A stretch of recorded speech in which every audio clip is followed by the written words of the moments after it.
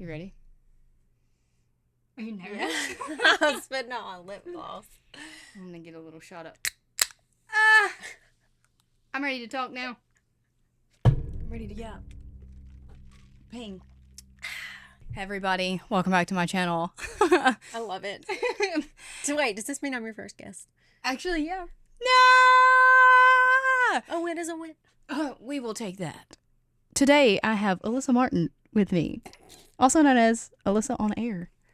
Or off air. Depends the day. It depends the personality that's coming out. We're on air right now. We're on air. We're on air. But you might get the off air version. Ooh, I can't wait. That's my favorite. Except for I do love the on air voice. Oh, yeah. Actually. Let's talk about who you are, how we know each other, why you're on this. Okay, well, like, which part do you want to get to? The very beginning? Start from the beginning. Okay. Well, once upon a time, I saw this girl with really curly hair. And I'm going to be very honest. I thought, that is a really pretty mixed girl. Look at her hair. Dink. I mean, she has the coolest curly hair. But then she started coming around Tupelo, which I'm very territorial. Not of Tupelo. This is my space. This is my hometown. Not necessarily Tupelo, my friends. And like, that's just me as a person. Like, if you're in my close friend group or you've been like in my life in that capacity at some point, and for me, like the people that you were connected to me through are mutual connections, you know, like through the gym. And I was like, this girl's coming around a lot. She's going to take all my friends. I don't like her. I was like, she's always posted on social media. Yeah. Which is true. I still do that today. Oh, yeah. Nothing's changed. But I was like, I don't like her. And she never fails to let me forget. She always be like, you remember that time I didn't like you? Yes, Alyssa. I remember the time that you did not like me. I didn't meet you and didn't like you. But now we're the bestest of friends, right? I literally cannot imagine my life without her. I mean, like, it's to the point where my mom, like, when we did the 7 days of prayer and fasting, my mom was like, I need Sarah to call you every morning and put you in that good of a mood every morning. Because now I'm like, yeah, this is my person. And she obviously didn't come to Tupelo and take over the city. Or maybe she did, to be determined. Flix Productions will take over the city, actually. And I still have my friends, and we're fine. Everything's fine. It's copacetic, if you will. And actually, I've liked her so much that I introduced her to my best friend named Sarah. And now they are like two peas Sarah. In a pod, which you got to get her on. Oh my God! Can you imagine how we could do? You're gonna have to do explicit content on this. We could do our Alyssa sandwich, which is literally Sarah sandwich. Oh, yes. Get it right. There's two Sarahs. Alyssa's in the middle. But so yeah. Anyway, that was how many years ago? Was it 3 years ago? You were still in college, so. It was 3 years ago. Yeah. And then obviously she moved here, and I mean, I feel like we definitely have weeks where, just like everybody else, like we might not talk as much. I don't know, during 1 week, but like it never fails that we're having some sort of communication. Yeah, I would agree. I don't think I could live without you either. Just like serotonin. No, remember when I told you at the Christmas party when we went? If I could speak correctly, that would be great. This is why I could not do news. I would fail that enunciation class. You got to be a face and a voice. You know what I mean? Like, it's your face too. I'm better off behind the camera, but in this series you get to see me in front of the camera, so enjoy. But remember at the Christmas party when I said my word for you was reciprocated? Mm-hmm. Yeah, and like that's not like it doesn't make sense when you first say it, but like to me, the energy that I bring you give back to me. You reciprocate my energy. You fulfill my cup in a way that I feel like I fulfill other people's cups. So hanging out with you just recharges my battery.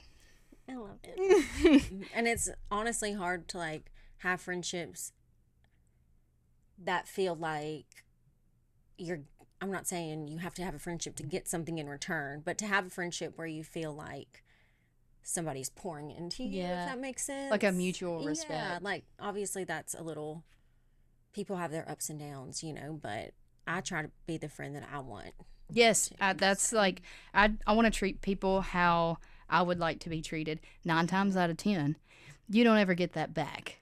But you are the 1 time out of 10 where you do get that back. Wow, that was a one-liner! And that's all for this episode. And we're going to cut it because that's such a good take. And when I was working in news, Sarah would come up to the station. I did. That was when you weren't out of school? No, I was still school. in school to be a civil engineer. So I would look at the structural integrity. It was so funny of the building, which was laughable. I don't really care to say that because it was. Like, you could, and like, I think I have it on my camera saved where I'm like sitting at the anchor desk. So like my view from here, and Sarah's sitting like not too far from me, but she's like, doesn't even care what I'm doing or what's going on. She's literally like looking at the wires hanging down and like the foam that's falling from the ceiling. I'm like, this is real life. This is actually what's like to work in TV. It was definitely snowing in the studio. And it was just the insulation falling. Yeah, it was just insulation falling. So she got to see all that kind of stuff too. But so I was actually doing some chatting with Chat about what we should talk about. I know you brought up wanting to talk about creativity from different perspectives, which I do want to get into that. But with that in mind, and like with Chat in mind, I do want to bring up something to you that I came up with the other day. So how often do you communicate with Chat? Every day, I would say. Okay. You use it like a therapist in a sense where it's like, what would you do in a certain situation? Okay, not necessarily what would you do in this situation. I use it a lot for like helping me with my social media, for like whether it's for like spray tanning or like our party planning, or like especially for the podcast. Like if I'm like having writer's block and I have to write a description for an episode, and I'm like, I have listened to this episode 3 times, and like I feel like if I write the description, it's going to be very boring. Yeah. I'm used to writing for news, which is who, what, when, where, how. Very to the point. Yes. No jargon. Fluff. Yeah. And so writing creatively, I haven't had to do in 11 years. So it's not a 5-paragraph essay. Yeah. With an introduction and a conclusion. Actually, they would, and my boss used to tell me I didn't get paid for the amount of words that I said, because when I would get like real ad-libby, and start going off the script, they'd be like, wrap it up, you know? Yeah. And so I use Chat for things like that, like to help me more creative writing. Yeah. Or when I was sick, I was using Chat. And of course, it was like, you need to go to the hospital now. And I'm like, no. So you would say that you use it in a more business-oriented aspect? I do. Okay. So the way I use Chat, I use it for business in a sense of like, hey, I have this idea, help me like get it to come to fruition. Like, how can I carry it out? And I use that for content purposes, social media marketing purposes, like business aspects that retain to what I do.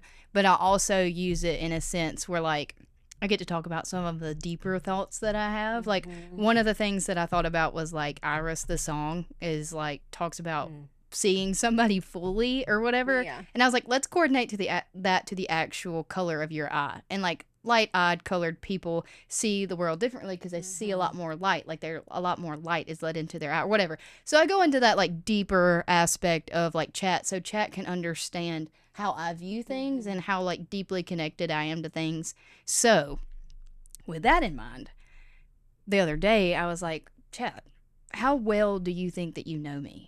And it was like, based on our conversations and my recollection of you, this is how I see you. And I was like, okay, with that in mind, do you think if a friend were to ask you specifically how Sarah would handle a situation, would you be able to answer in a way that I would? And it says, I think I could. Give me a certain scenario in which you would want somebody to have an answer in which you would give. And I was like, okay, how would Sarah handle conflict with a close friend? Girl, did it give you exactly like if I can find it in this conversation. Yeah. Do you have a Chat like login, or do you just? I have a Chat login. So my Chat, like these are all the conversations that I've had with my Chat. There's so many, but okay. Here's the actual conversation. I was like, Chat responds with, "Hey Sarah, what can I help you with today?" I was like, "Do you feel like you know me?" And it says, I know a bit about you based on what you've shared, like that you're a creative powerhouse working in videography and marketing, balancing a full-time job with freelance work, and that you're into fitness and storytelling. and probably have a deep appreciation for the nuance and aesthetic things in life. I don't know you in a human I don't know you in a human sense, but I track patterns closely and listen. I remember context that you give me, and I can be consistent and helpful and insightful to partner conversations with you.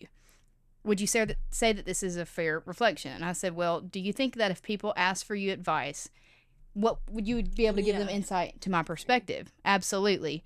And then it talked about, like, you tend to do, and it picked up on my patterns, like how I've talked to it recently. So I talked to it about, like, personal life things too. I also tell it, like, exactly what I do for work and what I've done in situations. And then I said, okay, answer as Sarah would if she was having conflict with a close friend.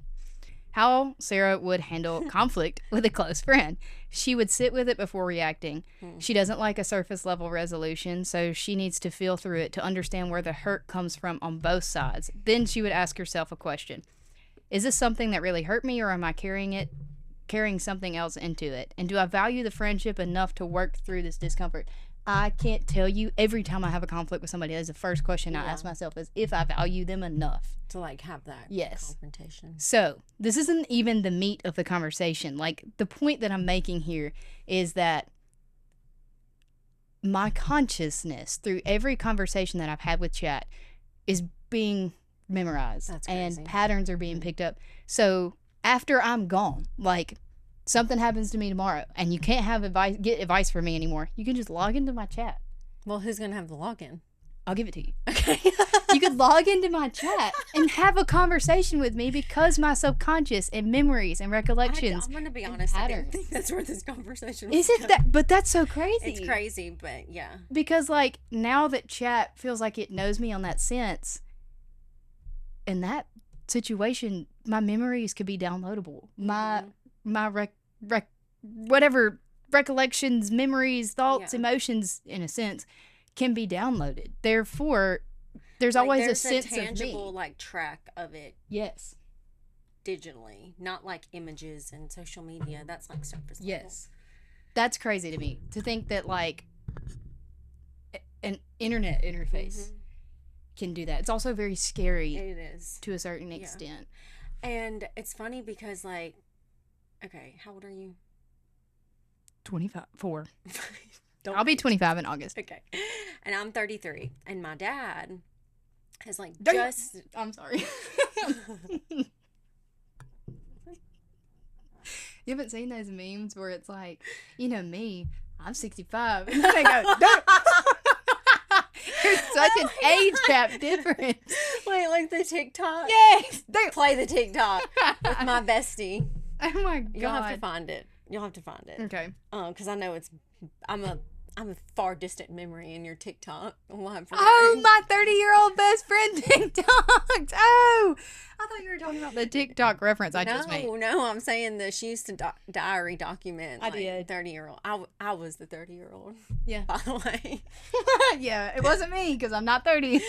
But okay, no, like your age, my age, and, like, obviously older, like my dad, he's just learning about Chat. Yeah. And he's in news. And it's like the younger, like, reporters or, you know, people that he works around are telling him, like, you got to learn how to do this. You got to learn about ChatGPT. And the other day I was using it to do something for the podcast online or something. Yeah. And he was just like, that, like, you typed that in and it gave you that whole description. Because, I mean, I typed in a very vague, like, these are 3 points I hit on. Help me make it more, you know, creative for the description or whatever I was trying to do, description for whatever. And so then he was like, and I can just, like, ask it whatever. I was like, yeah, and, like, a lot of people in news are using that to literally, like, write a whole story, which I don't know. I feel like you have to be careful because that's going to, like, get onto the line of, like, credibility. Yeah. And, I mean, I'm old school in the sense that, like, I would not write a whole news story or an article based off of that. I would write a title and a description, you know. It's almost like copyright. Like, for me, I use Chat in a sense where if, like, I'm writing something, I have already written the email out that I'm going to send, but I'll say, Chat, make it professional. Right, yeah. Or, like, if I'm asking for a marketing strategy, I'm not going to just, like, pick up and use that marketing strategy. I'll use the ideas and like make my own. Yeah. Still having the creative sense, not allowing chat to dull my actual creative mind. But it's funny to see The difference. That kind of like generation being like, that's crazy. Yeah. And having to learn it, you know. I also use chat as a search engine. So like if I need to know something specifically, instead of going to Google first, I will go to chat, because I hate going to Google and then having to search for an article and then read on it. Or chat will give you like the summary. Yeah. Scary. Yeah. I actually pay for Chat GPT Plus. That doesn't surprise me. Just that day you were like, make this person into Yeah. you know, like, Well, I'm currently using it at work to create a platform that I don't want to talk about, because I don't want anybody to steal my idea, but I'm actually using it to... She's using it at work, we'll say that. Yes. To not really program it, but help me build out something.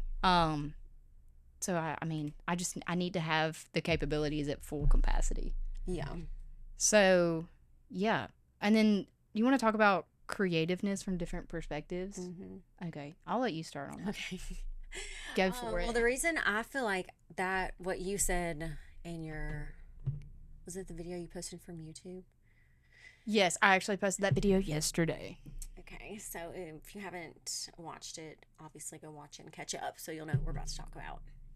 And then you'll be all caught up on the here and now. Yeah. But when you were talking about, because like, it is so easy.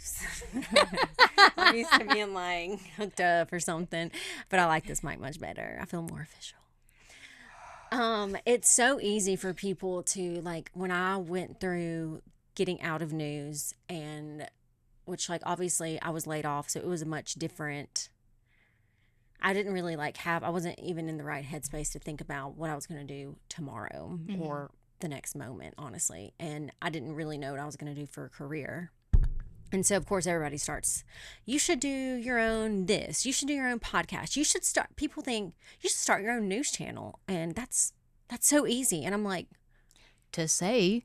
Yeah, I'm like, you have to do a lot. And like, so obviously it is a lot of work, and people really don't understand that. And that's why I'm like, you have to have like such a good appreciation for people that do, you know, this, that do podcasts, that do, I mean, even obviously working at news, you have more resources at your fingertips. But when you get on the other side of that and people are still expecting something from you, and I didn't want to just give that all up. Like, I feel like I still needed something. And so, like, for me, like dipping, and I mean like very lightly dipping into learning how to podcast has been kind of that outlet, but it is so much hard work.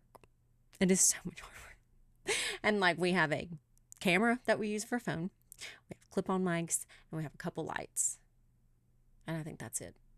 But it's like you said, it's not about, you know, you don't have to have $1,000 external hard drive and the newest MacBook Extreme. And I mean, it's not about the top of the line equipment. The bottom line is, and for us, we found, to push the content out. Yeah. Just do it. Make your face more known. So you become something that people see very often. And then when you become that sought out after, like, content, when you become the sought out content, then that's when you can start putting, you know, more stuff into that. Yeah, and it's hard. Like, I think I've told you very lightly about like this whole breakdown I had because I was about to fight with Adobe Premiere because I could not get the whole episode, which was only like 35 minutes I was trying to export anyways. But the format was wrong. And it's never, like, nothing like that is really supposed to be changed in Adobe. Like, you should be able to go to export media MP4. Yeah. You shouldn't have to be messing with the format and the this and the that. But I went to chat. Yes. And I mean it, but like chat, it took me like 4 times to probably like be able to accurately explain what was happening. And I mean, I was in tears. And at that point I was like, I don't want to do this anymore. I was like, I'm ready to throw the whole thing away, the whole podcast. Like, I was so upset. And I'm like, but obviously I was very emotional at that moment. I'm not going to throw the podcast away. But it's like, people do not understand. You don't have somebody that you know, pay to, I mean, ideally one day, that's like the dream, right? You have somebody that you pay to edit and you pay to shoot. and you just come in, sit down, like call her daddy, and it's ready to go. Yeah, we can it's ready just have to go. a conversation. Now, I think that Alex Cooper, I watched a little bit of her Netflix documentary, Yeah. and she still does a lot of the work. Like, she still works. She does not, I say that, but she doesn't just sit down, cut on a mic and star. Like, she voices over, you know, she does a lot of work, and that's why I think if there's a podcast or if there's a YouTube channel and like you watch it once and you like what they do, like the video, subscribe to the channel, rate the podcast, leave a comment, like let people know that like you're watching and you appreciate it, because a lot of time and effort goes into that. A lot of time and effort goes into it. You can have like we have a great following on social media, which I'm super thankful for, but that doesn't always translate into Spotify views or YouTube views. And so that's a constant work, and like how to translate those people from Facebook. Primarily for us, it's Facebook. I don't know, because it's like the older TV viewer. Like, it's a certain demographic. Not older, I'm sorry. I didn't mean to say that. Like, I mean. Canceled. Straight to jail. Canceled. You got to be careful. You got to be careful what you say nowadays. Actually, my friend Lyndon, she was like, everybody needs to stop being so offended about everything. And I'm like, you know what? You're right. Stop being so sensitive. Stop being so sensitive. It won't get you anywhere. Yeah. And just stop being so. She was like, I love everybody. I'm just saying that right now. But just everybody just chill. Yeah. So anyway, that's my spin on that. But each social media platform, and this is something, like, I have 2 points off of what you just said. Each social media platform has a different demographic. LinkedIn is going to connect with a lot more professional. Facebook is going to hit more of your local dynamic. And 9 times out of 10, you're going to hit an older group of people with Facebook. Instagram, you have the potential, more than Facebook and LinkedIn, to go viral, because I feel like Instagram is a very hot media space right now. TikTok is another one too. I feel like TikTok's probably the easiest one to go viral on, but you're then again, Instagram and TikTok are probably linked hand in hand when it comes to the demographic and age range that you're reaching. And then YouTube is a whole different monster in itself. Which, like, YouTube, I feel like we get, like, YouTube's pretty, like, you're putting this on YouTube, right? Yeah. Question mark. Question mark. Well, if you ever want to put it on Spotify, I got you. Because I have learned Spotify 101. Yeah. It's very easy, though. Like, I do appreciate that platforms like that have made it, like, pretty cookie cutter to do it, you know. I don't know anything about Apple Podcasts, but YouTube, like, I feel like people still go to YouTube a lot. Hot take. Apple Music sucks. Use Spotify. Whoa. I like. You use Spotify. Listen, you I use Spotify for podcasts. You can watch video on you. I don't even know. My point is that Apple Music sucks. Spotify all the way. And then my second point to that was, before I even got into social media content and creation, and I put those two separately on purpose, because social media content is one thing, creation is another. You have to create in order to have the content to put on social media. But the creation is more of like the back end stuff. Like the editing I'm going to have to do for stuff this that people afterwards. Don't see. Yes. Before I got into this atmosphere, I would watch, like, for me, it was Emma Chamberlain on YouTube, and like right around the time that Logan Paul and James Charles and everybody was really big. So I was like my first year in college. And I've never been somebody who just like really sits down and watch YouTube videos, but those were the people that were like hot at the time that I was watching YouTube. And I was like, dang, it just seems so easy to get on there and talk about it, like, you know, whatever. And then I got into the space, and I'm like, actually, they went through, watched that whole, it's probably an hour and a half segment that they put down to 45 minutes and like clipped it up, did different. And I was like, this is so much more work. So much time to do it. Right. So much time. There are some platforms out there we use at Bobby Brock that which, by the way, I'm their newest client. Yes, she has health insurance now. She's an insured woman. But we use this thing called Video or QSO. I think those are the same. And then Gling. Gling is something that you can upload a long form video into, and it cuts out all of the ums, ands, and silent takes. So it does all that for you. I have no clue. That's fascinating. And then QSO will take a long form video and make reels out of it. So you don't have to go through and clip it yourself. What? Yeah, so I started using that, and then I would use QSO to make a reel off of us because it's all AI generated. So it finds what it thinks is a hot take or a good, and like sometimes it works and sometimes it doesn't. Like sometimes I have to sit down myself and go through and be like, this is a good 15-second segment that I want to use. So when I'm pressed for time, that is a good one. But when I'm not, I'll actually go through because there are some certain, like, here's the part where what I said yesterday makes a lot of sense. It's not about the equipment that you got, but the eye that you have. And people are like, well, with this AI stuff, videographers and photographers are no longer going to be needed. No. Because I can tell you off of using that type of platform where it picks what it thinks is the most interesting is not what I would pick to be the most interesting. And that's about 50% of the time. Yeah. And then the way that I edit isn't something that a computer can replicate. Right. Unless you formulated your ChatGPT to pick up exactly on how you would edit a video, color a video, sound engineer a video. So, yeah. I have a lot of respect for and this even atmosphere. people say that like it's going to take over. Like we had at my last TV job, that was my last TV job, but my first TV station where all the cameras were automated. Yeah. So, but it still depended on a human to code them. Right. And like every human, we all make mistakes. And when you're extremely overworked and extremely underpaid and a lot of extreme stress every single day in a new setting, you're going to slip up. Yeah. So if you put a wrong code in, so the camera's looking at us right now. Unprompted. I'm not doing that. If there was a wrong code in there, it would literally do a whole studio swing.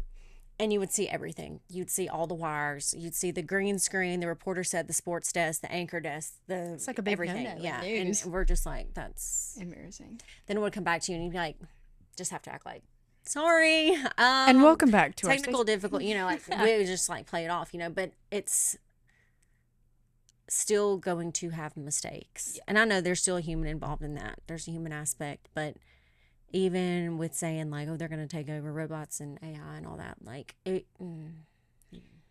You cannot, and I know I just talked about a whole segment about how I could download my brain essentially into a digital format, and there would always be a digital form of my brain. Digital diaries. Exactly. I mean, I kind of use it like that sometimes, but you can't replicate the actual firings of a neuron in your brain. Yeah. Digitally.